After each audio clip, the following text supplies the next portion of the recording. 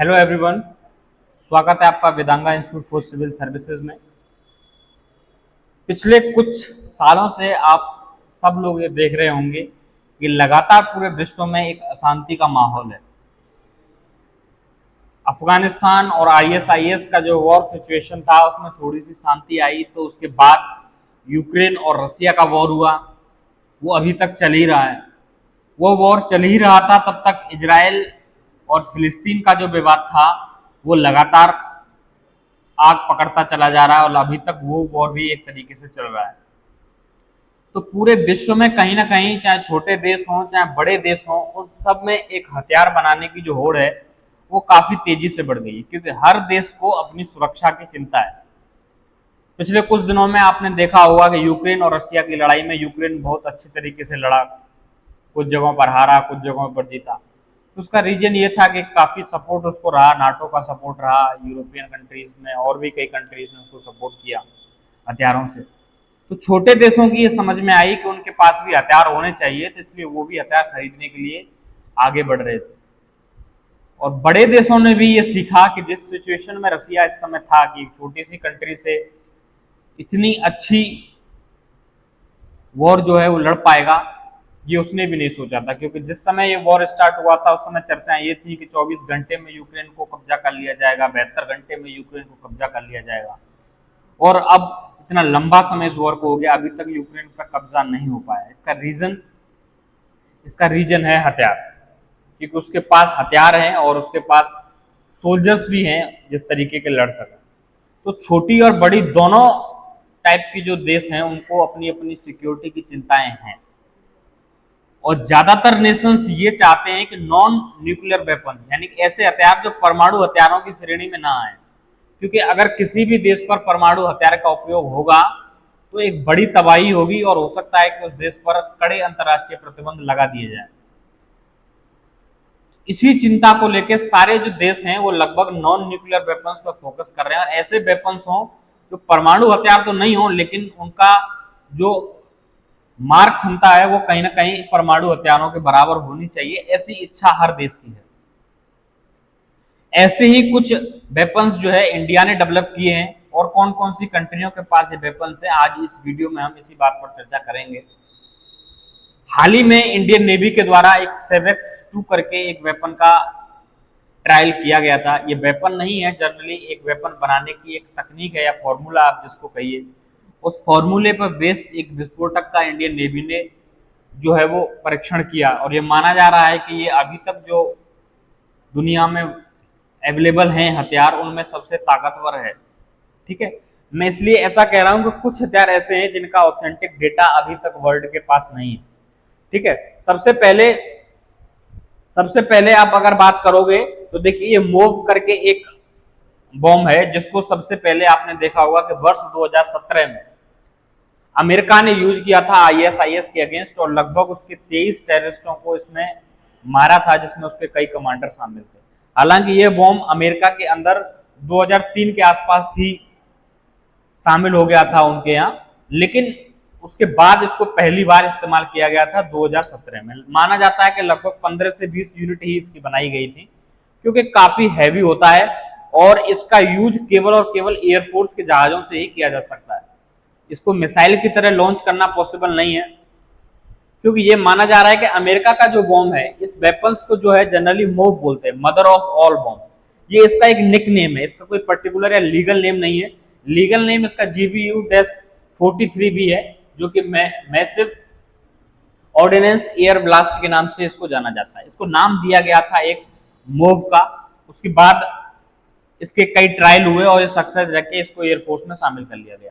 सबसे पहली बार इसका यूज जो है वो इसने आईएसआईएस के विरुद्ध किया था। मोव जो है ये माना जाता है कि 11 टन जो है वो विस्फोटक अपने साथ हवा में ले जाने की ताकत रखता है, और 11 टन जब ऊपर से गिरता है तो इसका जो एरिया है वो काफी बड़ा एरिया होता है। ये माना जाता है कि लगभग 150 से लेकर 300 मीटर तक के एरिया को पूरी तरीके से तबाह कर देता है। इसका विस्फोट जो है वो काफी बड़ा होता है। ठीक है, इसके अलावा जो कंट्री इस समय यूज कर रहे हैं उसमें एक प्रमुख कंट्री आता है रसिया।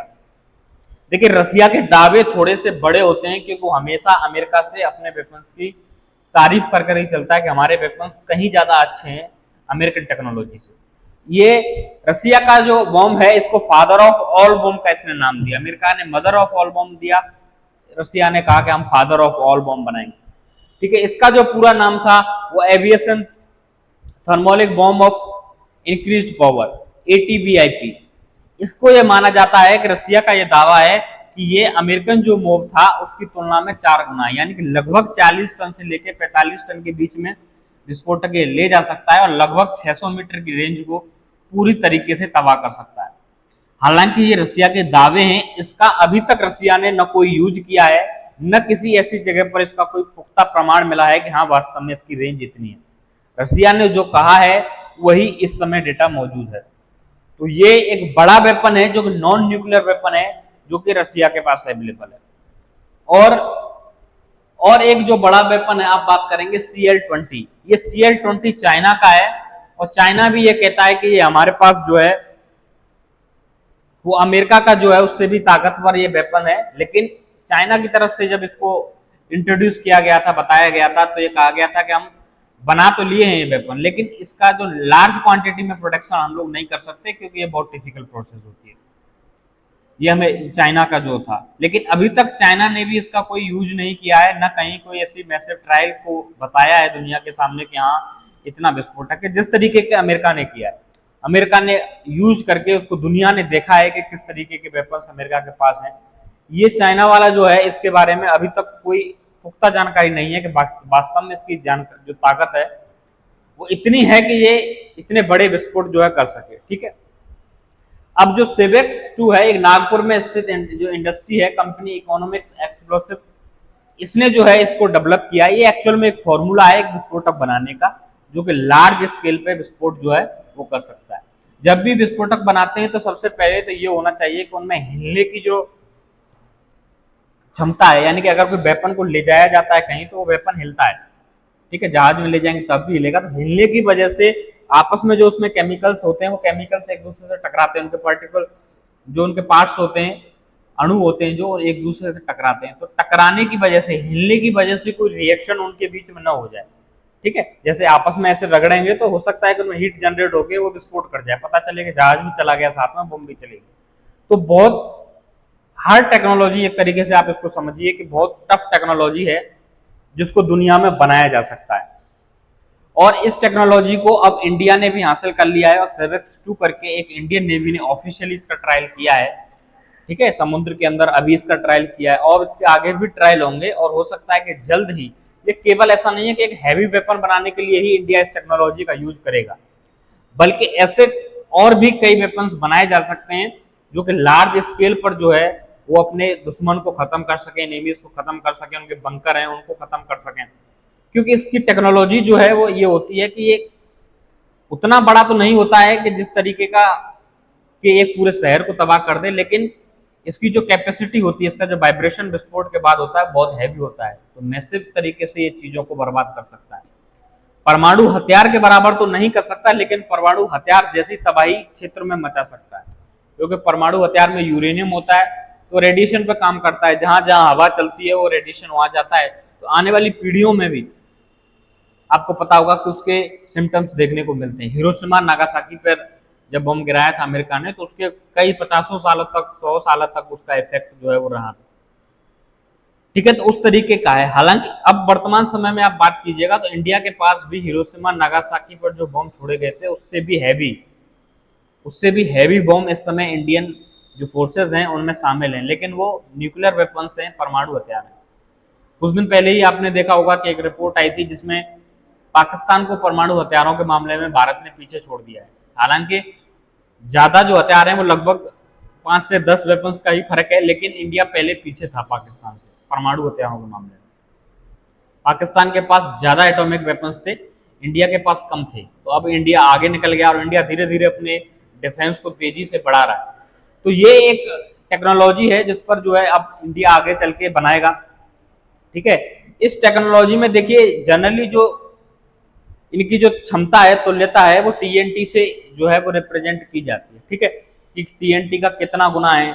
TNT जनरली क्या होता है कि बार बार आपको शब्द लिखा मिलेगा जब आप पढ़ेंगे कि TNT से 10 गुना ताकतवर है, टीएनटी से 12 गुना ताकतवर है। इनकी जो क्षमता है वो टीएनटी से नापी जाती है। टीएनटी का जनरली जो मतलब होता है उसमें हाइड्रोजन, नाइट्रोजन, ऑक्सीजन और कार्बन, ये 4 चीजों का एक मिश्रण होता है। इनको एक स्पेशल रेशियो में मिलाया जाता है। ये रेशियो तो कोई बताता नहीं है क्योंकि रिसर्च का विषय है, ठीक है।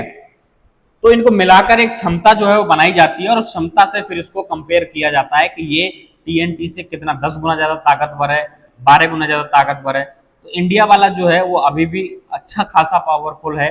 अभी इसके बाकी के डिटेल्स शायद शेयर न किए जाएं अभी, क्योंकि जल्दबाजी होगी थोड़ी सी।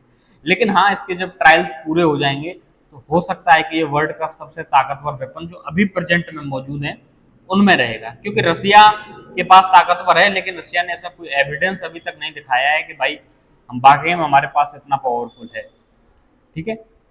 इस तरीके की टेक्नोलॉजी है जो कि इंडियन जो फोर्सेस हैं उन्होंने हासिल की है, ठीक है। और इसमें वो सारी क्षमताएं हैं जो एक कंट्री को चाहिए, एक नेशन को चाहिए। तो ये हमारी जो सिक्योरिटी फोर्सेस हैं उनको काफी बूस्ट मिलेगा इससे। और हमारी जो आर्मी है, एयरफोर्स है, इसको एयरफोर्स ही इस्तेमाल करेगी, लेकिन इसका यूज आर्मी के जो टैंक होते हैं, आर्मी की जो तोपें होती हैं, उनमें भी इसको छोटे वर्जन पर इसके जो छोटे टेक्नोलॉजी से बना के जो गोले हैं वो बनाए जा सकते हैं ताकि वो मैसेज ज्यादा विस्फोट करें वो, ठीक है।